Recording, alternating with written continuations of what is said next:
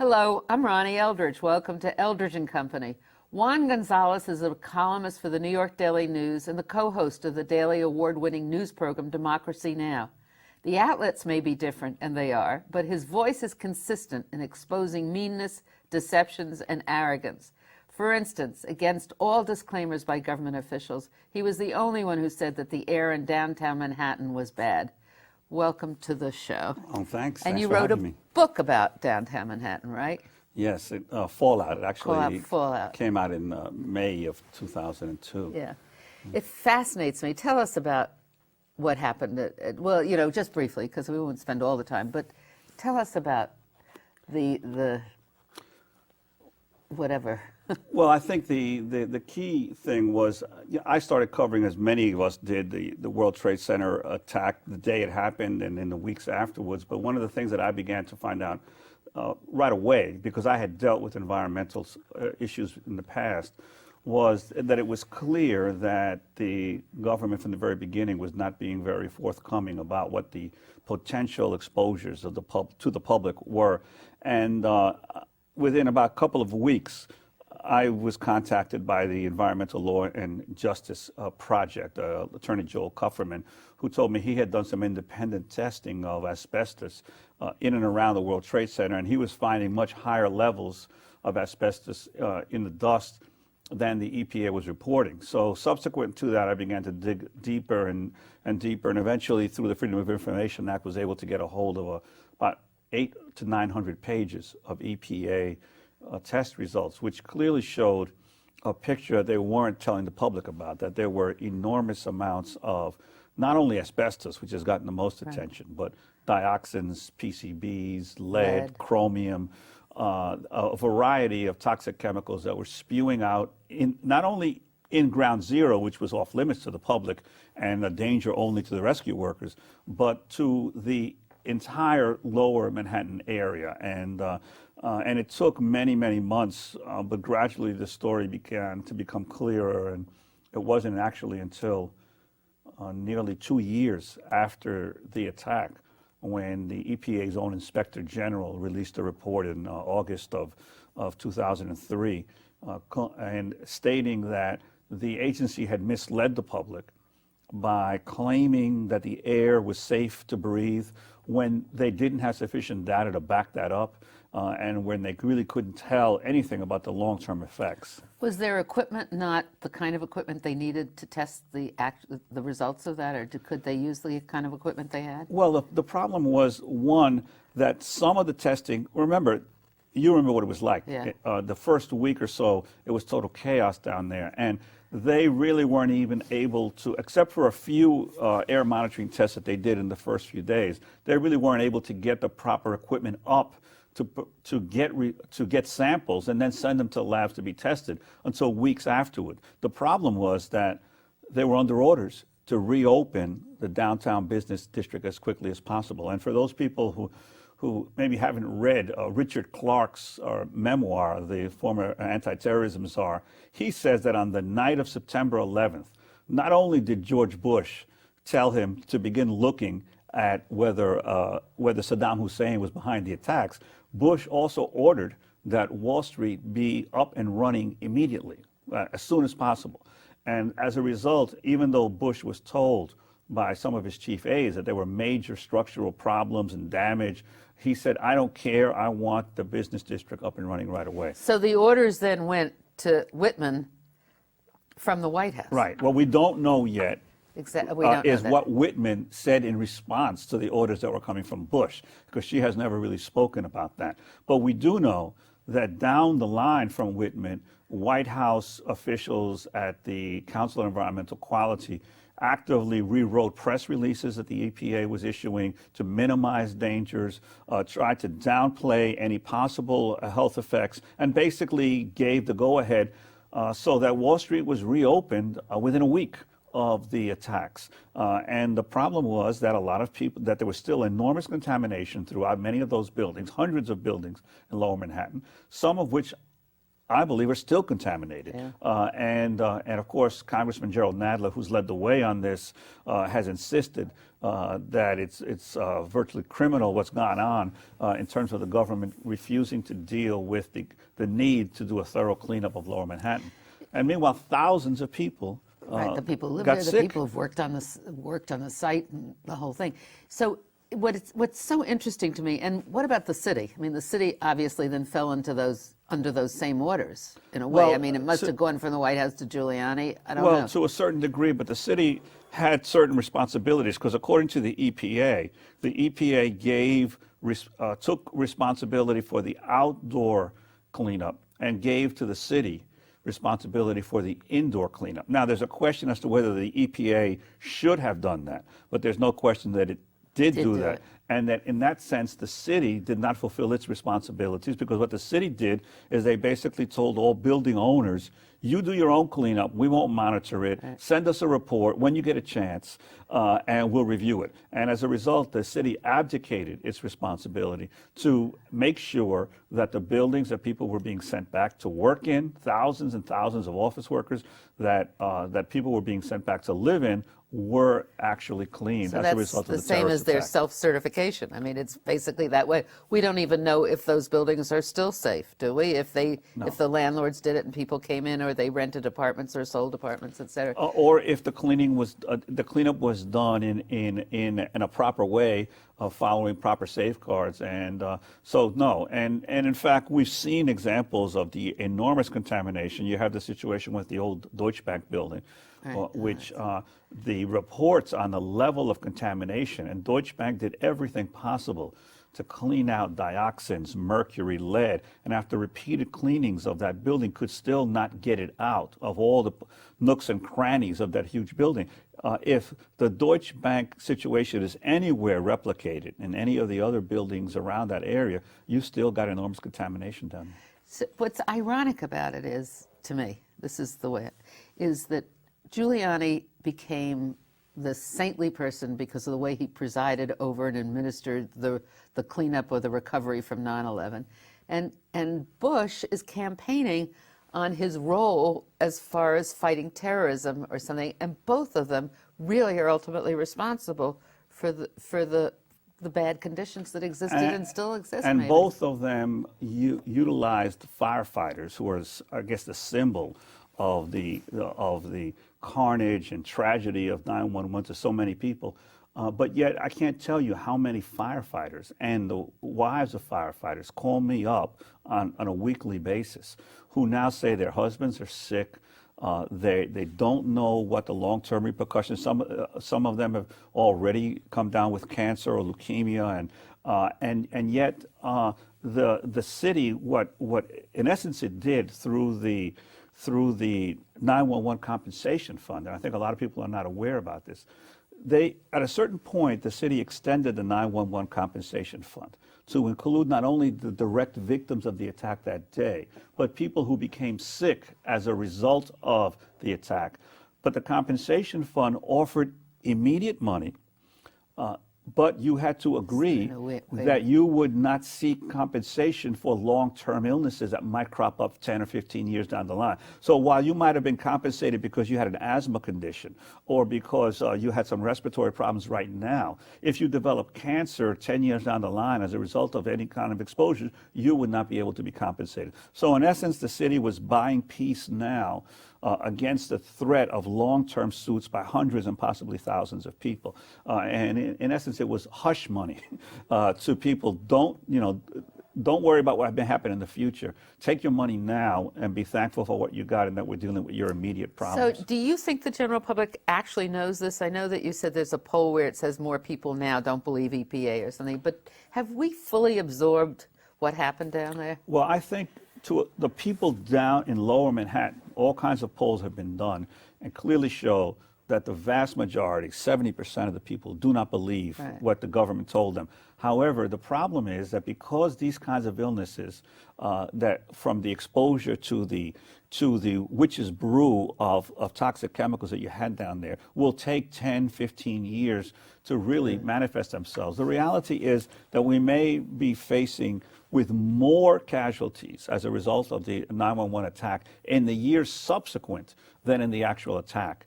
But the problem is that by then, will the same reporters be around to report it? Certainly the same politicians will not be in office to take responsibility for it. And so these kinds of long-term public health impacts end up being dealt with by future generations, but or by the actual victims, but the people who are responsible for them, or the press that didn't cover them, is nowhere to be seen. That's what I was really leading to, is the downtown people know what happened, and they knew what happened from the beginning. I remember Catherine Freed in the city council would come in and was so upset, and she'd cough, and she didn't feel well, and the whole thing, and she kept insisting, and nobody listened. Right. So then I think finally people there maybe listened a little bit. But it hasn't been listened to by the rest of the country, I don't think, and that's now the press. So that takes into another area that you're interested in the concentration of media ownership. Well, or is it? Yeah. I've been doing a lot of work over the last few years because I've also been just the outgoing president of the National Association of Hispanic Journalists, and we've been doing quite a bit of work on over the last few years on the issue of the increasing concentration of ownership in the mass media and its impact on public discourse, on the issues that people debate and discuss about, and I think that. That I've increasingly come to the conclusion that media concentration is an enormous danger to our democracy, that it is to the degree that companies are becoming bigger and bigger, and that media companies are, for the most part, the news divisions of media companies are only small parts of a large entertainment conglomerate. For instance, CBS is owned by Viacom. The CNN now is owned by the whole AOL, former AOL, the Time Warner empire, which is largely now a cable system as much as anything. And ABC owned by Disney. So what's happening is NBC owned by General Electric. And by General Electric. So what's happening is that for the most part, the news divisions are now very small parts of a huge entertainment company. The entertainment company's main job is to entertain and to make money off of entertainment. And as a result, the news divisions are increasingly losing their autonomy, their ability to put public interest ahead of private gain. And so you're having an increasing emphasis on infotainment, on entertainment, on the elevation of sex and violence. You know, for instance, one of the things I always tell people is, why do you think there's so much violence reported in the 6 o'clock news, violence and crime? It's not because crime has been going up, because throughout the 90s, crime was going down. Yet in local television, the amount of time devoted to crime coverage on news, we're not talking entertainment, on news has been going up. Why? Because crime is the cheapest news to report. Because in every city, there is a whole police force that does nothing else but report on a daily basis every crime being committed in every precinct. They marshal it into police headquarters. You only need one reporter down at police headquarters to get the tabulation of all the top crimes and then decide which ones they're going to cover. So when you don't have a lot of staff in a television newsroom, the easiest type of news to report is crime.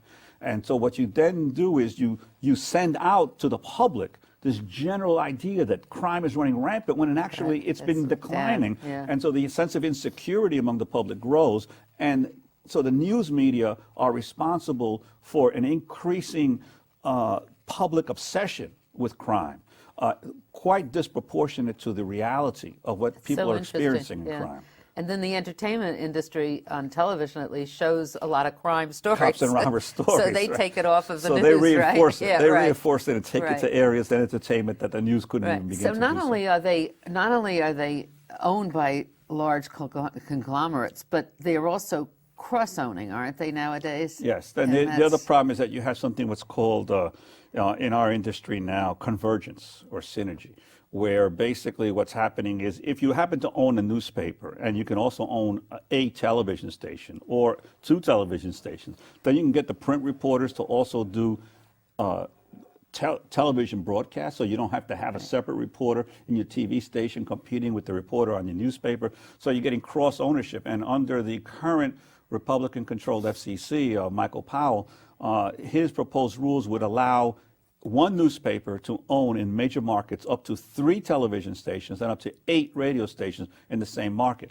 So imagine that if one newspaper can control 3 television stations and 8 radio stations, they will control the advertising market because they will be able to charge advertisers bulk rates for all of these different companies, drive out the competition, and within another 10 years, you're going to be faced in television what you already have in newspapers. In most towns in America, there's only one newspaper. Most towns in America, most major cities in America, there's only one newspaper. Pretty soon you're going to have 1, 2 television stations that are still broadcasting news, and all of them hooked up to newspapers. And so you're going to have most of the production of the news and information in broadcasting and print controlled by one company. And it has to influence the opinions of the papers or the media, the outlets, doesn't it? I mean, doesn't a publisher or an owner have an impact on a newspaper's editorial policy? Well, to a large degree, I don't think that it's as direct. It's not that the publisher, the publisher is not usually... the publisher. The publisher usually owns as the business, right? Right. But also the publisher and the owner is usually too busy with so many other properties to on a daily basis control coverage. But when you have major issues, when you have a war in Iraq, when you have a presidential race, that's when the owners exercise enormous power over the people who then make the decisions on this kind of stuff. And it's in those critical times that the question of concentrated ownership becomes a bigger problem. And then that's not even counting the impact of concentrated ownership on minorities in this country. The reality is that African Americans, Latinos, and Asian Americans are basically being driven out of ownership of major media companies in America today. And so what's happening is this is at the same time that you have an explosion in the third world population of the United States. So we're heading, I believe, in another 10, 15, 20 years to a situation where people of color will become the majority of the population, but the media will be almost completely white controlled. So we're heading toward an apartheid media structure, in that, in essence, all of the major media companies in the country will be controlled by a minority of the population. There are 2 television networks that are Hispanic, are there? Telemundo and Univision, neither of which are owned by Hispanics. Right. Who owns Univision? Telemundo is owned by NBC. Univision is actually owned, the CEO is a guy by the name of Joe Parenchio, one of the Bush pioneers and Rangers, one of the biggest contributors to the Republican Party. There's a minority share in Univision that is owned by the biggest Mexican media conglomerate, Televisa, and another minority share owned by Venevisión, the biggest South American media corporation. But the majority shares in Univision, the majority of its board of directors are white Americans, and Univision is not a Hispanic-owned company. It has majority Hispanic employees, but it's not a Hispanic-owned company. I wanted to go back to the ownership of 2 things. We were in Florida, in Naples, Florida, one day, and we were looking at something, and an NBC truck came up, and out of it came a guy who had an ABC insignia on his shirt, because they're owned by the 2 affiliates are owned by the same person. Yes, that'll happen. And so they share their facilities. So then you think, Well, you now have duopolies. Well, the same thing here. The UPN station. Well, actually, the UPN station here is owned by Fox, by Rupert Murdoch, as is the Warner Brothers station. Channel 11 and Channel 9 are both owned by Fox. And right now, you have Channel 47, the Telemundo station, and WNBC, both owned by NBC. So you already have several duopolies here in New York City already. So do you think this affects our politics? Yes, I think enormously so. Well, not just in terms of the decisions of the owners, but also in terms of the impact of advertising. Because advertisers, the thing about advertisers want to sell to the most people possible. Right. Therefore, advertisers are anathema to controversy. They don't want controversy. That's right. They bring us down to the common denominator. Right. They want a common denominator where everybody will want to tune in to the same show and buy their product. So advertisers, the economic imperative of advertisers is no controversy, no dissent, no conflicting opinions. And news, if it's going to do a proper job, has to provide different voices, Right. different perspectives, and different viewpoints being heard. So that's the fundamental contradiction between So I think does the goal of programming. news versus the goal of advertising. And programming has to reflect all these different people and different things. I remember doing some work with PBS because I was involved with a feminist show about the role and the participation of women. And I think there was a great impact by the lack of women in the selection of topics that were picked and also in the perspectives of shows that were done. Right. So I think that gets reflected in every group that has some interest. Right, and the other thing about too, in terms of the impact rejected. on politics, is that it is not in the economic interest of broadcast television to cover political candidates. Because to the degree that they cover the political candidates and put out their viewpoints, those candidates will not buy advertising time. To the degree that you do not cover the candidates, then they must buy advertising time on your station. And so that political advertisements have become huge in terms of the profit margins of local broadcasters.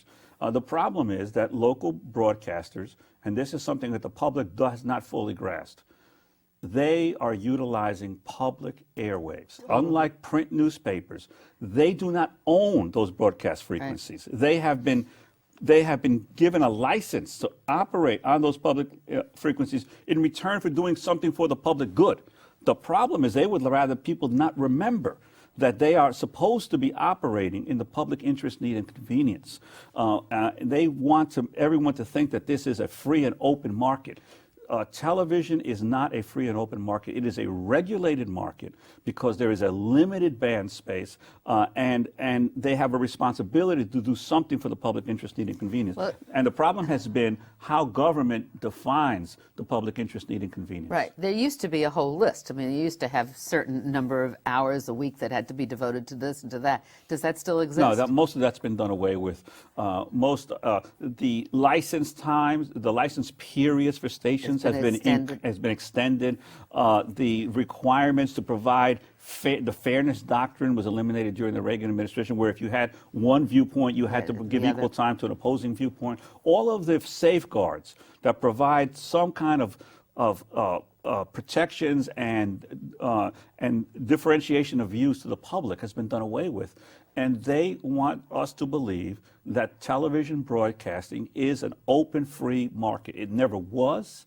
And it cannot be because there's a limited spectrum. And as a result, the government must regulate it and the public must get something back. It's as if companies moved into the Mississippi River and claimed the river. You can't claim the river, you can't claim the oceans, you can't claim the airwaves. Right. They belong to the American people. There was a time when the FCC had points for minority ownership, and that they tried to really distribute it more evenly. And I think that's the direct connection to politics, because if the Democrats control the FCC, it's one way, and if the Republicans control the FCC, it seems to be another way. But are there challenges looming? Are there challenges to licenses? As a result of the big public movement that developed in the last couple of years around the FCC regulation changes, for the first time now, you're seeing an increasing amount of public challenges to television station licenses. I think this is going to grow over the next few years. I mean, technically, a station has to apply for renewal of its license. Some of them, a lot of stations got licenses in 1948 when the freeze that was there during the war lifted. And now, and you have it for a specific number of time, and then you apply for renewal. And at that time, someone can say, no, we don't think they're doing a good job, right? Isn't that the basis? And here's our proposal and what we're doing. It's a long process, though. But ultimately, the FCC makes the final decision. And right now, the FCC is not consumer citizen Now, you friendly. mentioned political advertising. That, too, is a whole thing. I mean, that should be given to political candidates for free. It should. Since we're electing government officials. And we should take out all of these 20, 30, 60-minute spots that you have to raise millions and millions of dollars to buy, and do that on a regulated basis. When people talk about campaign finance reform, when you figure that maybe 75% of all the money raised in national campaigns goes to pay for television advertising. If you had free television time for political candidates, you would eliminate the need for all of these politicians to be currying favor with all these huge funders to get this money to pay, just to hand it over to the television companies. So you would eliminate a lot of the influence of money in politics just by giving free television time to candidates. It would be a big help. I haven't asked you, and we have very little time. Do you prefer Democracy Now!, which is a free-wielding, wonderful kind of program where you really expose and have a definite point of view, to newspaper work, although in your column you're free to really express your own views? Is there a difference? Well, there's a vast difference in audiences, in styles, and everything else. I actually like doing both precisely because they reach more vastly people. different audiences. Democracy Now! Is more of a national and international show. It has enormous reach around the country, whereas the Daily News is more intensively right here in New York City among working class people in New York. So it's completely different audiences, and I get to do it one what I can't do in the other, and vice versa. I mean, I prefer writing to actually radio or television, because that's what I'm most skilled at. But I think that that both give me an opportunity to at least present positions and perspectives and viewpoints that in either case they don't get. You know, our time is up, but I hope you'll come back, because we haven't even touched on city politics or state politics or where you started. Where were you born? I was born in Puerto Rico. In Puerto Rico. And when did you come here? As a baby, grew up in New York City. Where did you grow up? In East Harlem and in East New York and Brooklyn. And I think that you had many adventures in East Harlem in few. your youth. So I hope you will come back, because you're such an interesting person, and you have that ability to really bring your opinion to people's attention. And we need that kind of opinion so much. So thank you very much. Thank you.